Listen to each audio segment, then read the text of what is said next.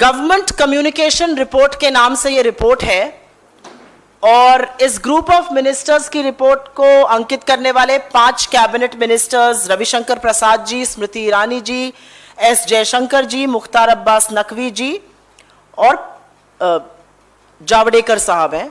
और जो 4 MOS इसमें थे, हरदीप पुरी, अनुराग ठाकुर, किरण रिजिजू और बाबुल सुप्रियो जी। मुझे सबसे बड़ी दिक्कत इस रिपोर्ट से यह है कि इस रिपोर्ट की स्ट्रैटेजी एक ही है और उसका जो उन्होंने आशय भी उस रिपोर्ट में डाला है वो बहुत क्लियर है और उसमें कहीं ना कहीं संदेश ये दिया जा रहा है कि कैसे इस देश में फ्री स्पीच को, अभिव्यक्ति की आजादी को थोड़ा बहुत जो ईमानदार और इंडिपेंडेंट मीडिया रह गया है उसको कंट्रोल किया जाए और उनका दमन किया जाए। और ये बहुत क्लियर है, इसमें ये नहीं है कि सरकार के खिलाफ या कुछ। अगर आप सरकार से कड़े सवाल करते हैं, अगर आप पॉलिसीज पर क्वेश्चन उठाते हैं, अगर आप किसी भी चीज पर सवाल करते हैं तो आप एक नेगेटिव नैरेटिव फॉर्मेशन में आ जाते हैं और उसके बारे में ये रिपोर्ट है। इसमें बड़े साफ तौर से अंकित किया गया है कि फेक नैरेटिव फैलाने वालों के साथ क्या करना चाहिए। लेकिन बड़ी दिक्कत यह है, और ये दिक्कत कहते हुए थोड़ा मेरा सर शर्म से झुकता है, कि जब 2020 में सारा का सारा विश्व, पूरा देश कोरोना जैसी महामारी से जूझ रहा था और मुझे लगता है पक्ष और विपक्ष सब लोग हाथ मिलाकर किसी तरह से इस महामारी से निकलने की कोशिश कर रहे थे और हम उम्मीद कर रहे थे कि प्रधानमंत्री जी इस देश में हर व्यक्ति की जान की परवाह कर रहे होंगे, हर व्यक्ति के रोजगार की परवाह कर रहे होंगे, महंगाई ना बढ़े इसकी परवाह कर रहे होंगे, इसकी परवाह कर रहे होंगे कि कैसे हम सब लोग सुरक्षित रहें। तो सच तो यह है कि यह सरकार, इसके मंत्री एक बहुत बड़ा षड्यंत्र रच रहे थे। 6 मीटिंग 2020 में इस ग्रुप ऑफ मिनिस्टर्स की हुई और बजाय लोगों का हाथ पकड़ने के उन्होंने हमारी पीठ में छुरा घोंपने का काम किया। उन्होंने एक साजिश रची, एक षड्यंत्र रचा कि कैसे मीडिया को जो भी थोड़ा बहुत सच दिखा रहे हैं उसका दमन किया जाए, कैसे अगर कोई हमारे खिलाफ सवाल पूछता है तो उसके खिलाफ एक नैरेटिव बनाया जाए, किस तरह से इंडिपेंडेंट जर्नलिस्ट को, डिजिटल प्लेटफॉर्म्स को, OTTs का दमन किया जाए, और उसके बारे में अभी मैं बात करूंगी। लेकिन दुख की बात यह है, और यह कहते हुए मुझे बहुत दुख होता है क्योंकि मैं एक पत्रकार रह चुकी हूं, कि कई हमारे पत्रकार साथियों का भी इसमें नाम आया है। मुझे नहीं पता वो अपनी मर्जी से गए थे, पर मुझे लगता है कि जो भी पत्रकारिता करता है उसमें कहीं ना कहीं एक वो चिंगारी रहती है दुनिया बदलने की। तो मैं पूरी ईमानदारी से पूछना चाहती हूं, क्या उनका इस्तेमाल किया गया? क्योंकि अभी ज्यादा खंडन नहीं आया है, मैं उनको बेनिफिट ऑफ डाउट दूंगी और मैं पूछूंगी कि क्या सरकार ने उनको कैसे बुलाया गया, क्यों बुलाया गया, कहां पर बातचीत हुई और क्या उनका इस्तेमाल हुआ है? क्योंकि इस रिपोर्ट में उनका नाम अंकित है, उसके आगे उनके कमेंट्स अंकित हैं, तो जरूर मुझे लगता है कि यह सवाल पूछना चाहिए कि क्या अगाहे बगाहे, क्या अब अनभिज्ञ होकर हमारे पत्रकार साथियों का भी इस्तेमाल किया गया है या वो जानबूझकर इस्तेमाल हो गए हैं? मुझे लगता है यह सवाल पूछना जरूरी है और पूछना इसलिए जरूरी है क्योंकि मीडिया को लोकतंत्र का चौथा स्तंभ कहा गया है और इसका ढहना होते देखकर हम एक मूक दर्शक नहीं रह सकते।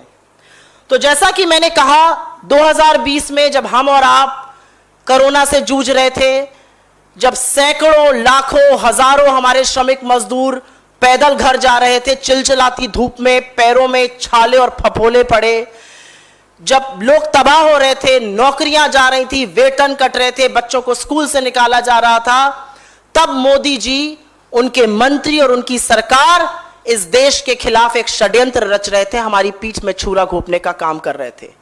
एक और परेशान करने वाली बात यह है कि ये जो ग्रुप ऑफ मिनिस्टर्स के सुझाव हैं उन पर ऑलरेडी कानून बन चुका है और ये दिक्कत तलब बात ये है। ये दिक्कत तलब बात इसलिए है क्योंकि अभी तक मुझे लगता था कानून पार्लियामेंट बनाने का काम करता है, सदन में डिस्कस करके सदन की राय से कानून बनते हैं।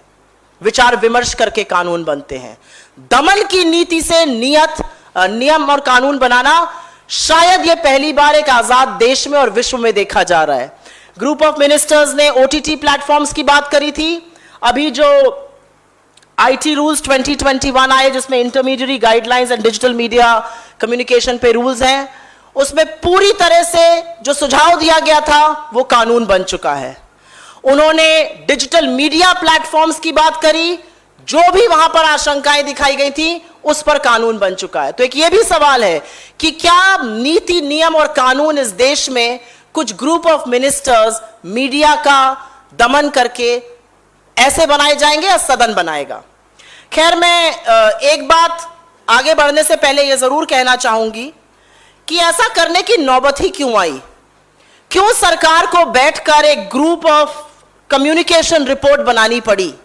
ऐसा आप क्या काम कर रहे हैं कि आज देश उसको स्वीकारने के लिए तैयार नहीं है?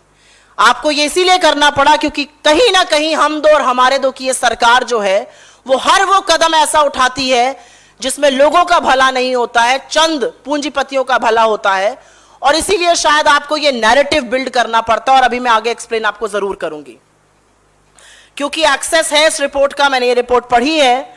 कुछ इसमें से जो एक्सर्प्ट्स हैं वो जरूर आपके साथ पढ़ना चाहूंगी। स्मृति ईरानी जी का कहना है 50 नेगेटिव इन्फ्लुएंसर्स को electronic media monitoring centre of the ministry of I&B track करेगा और 50 पॉजिटिव इन्फ्लुएंसर्स को भी ट्रैक करे, और कोशिश यह रहेगी कि 50 पॉजिटिव इन्फ्लुएंसर्स 50 नेगेटिव इन्फ्लुएंसर्स को न्यूट्रलाइज करे। यह बीजेपी की आईटी सेल नहीं करेगी, यह मिनिस्ट्री ऑफ आईएनबी की इलेक्ट्रॉनिक मीडिया मॉनिटरिंग सेंटर करेगी। पार्टी की काम जो ट्रोल आर्मी करती थी, अब वो सरकार के तंत्र करेंगे।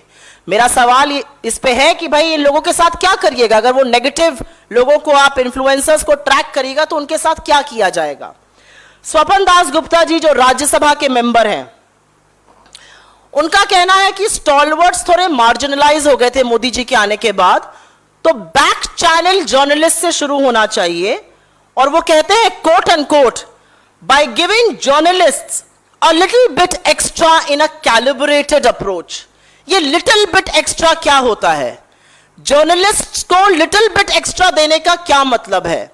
आप प्रलोभन देने की बात कर रहे हैं, आप एक्सेस देने की बात कर रहे हैं, आप खबरें फैली देने की बात कर रहे हैं, जो कि व्हाट्सएप ग्रुप में अब पता ही चल गया कि कैसे सुरक्षा की बड़ी बड़ी खबरें व्हाट्सएप ग्रुप पर एक्सचेंज करके हम कैसे अटैक करने वाले थे बालाकोट पे, वो पहले से ही कुछ लोगों को पता था। तो ये जो लिटिल एक्स्ट्रा इन अ कैलिब्रेटेड अप्रोच है, ये क्या है?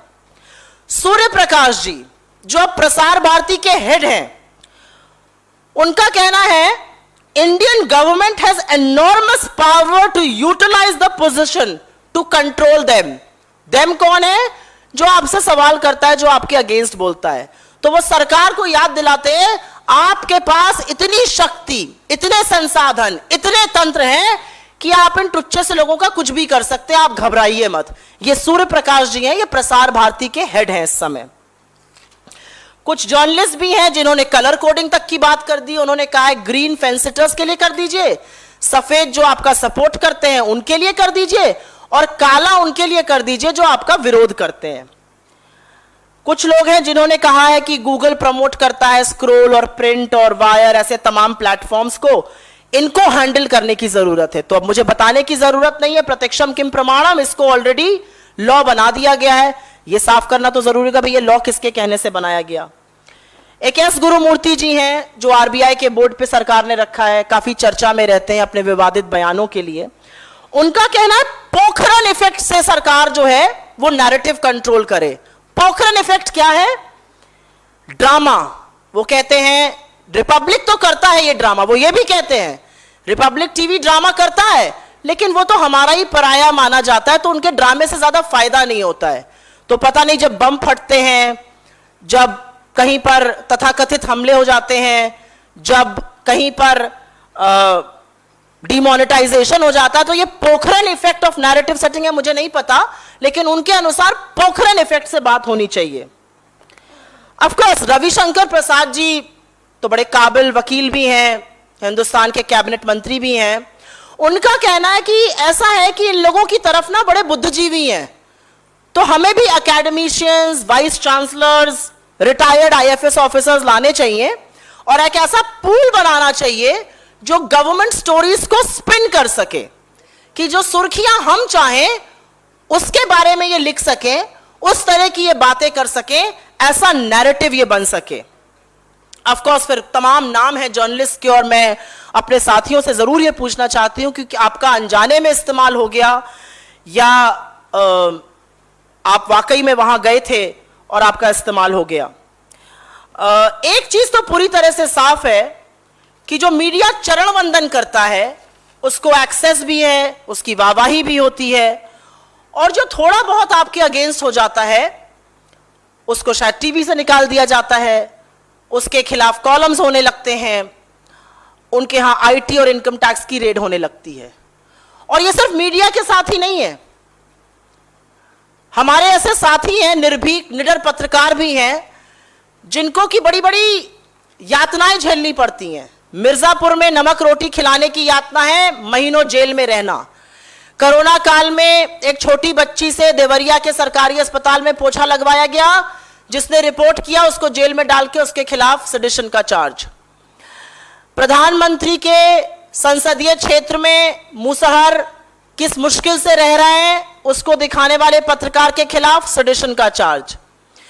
योगी जी ने उल्लंघन कर दिया किन्हीं गाइडलाइंस का, उसके बारे में एक पोर्टल ने न्यूज छापी, उनके एडिटर के खिलाफ सेडिशन का चार्ज। तो अगर आप चरण वंदन कर रहे हैं तो आप पत्रकारिता करते हैं, अगर आप सवाल पूछते हैं या थोड़े क्रिटिकल होते हैं तो आप देशद्रोही हो गए।